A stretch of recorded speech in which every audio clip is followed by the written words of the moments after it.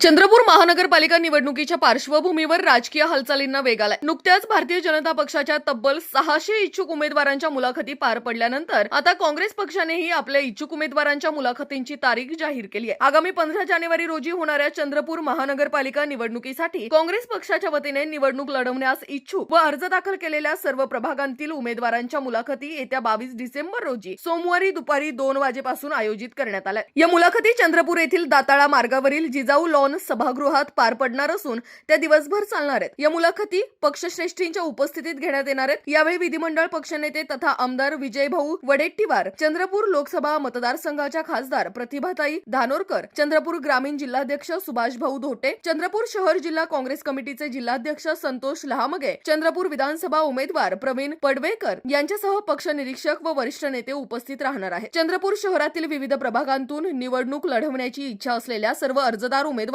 तसेच काँग्रेसच्या कार्यकर्त्यांनी मोठ्या संख्येने उपस्थित राहून आपली दावेदारी सादर करावी असे आवाहन काँग्रेस पक्षाच्या वतीने करण्यात आलंय.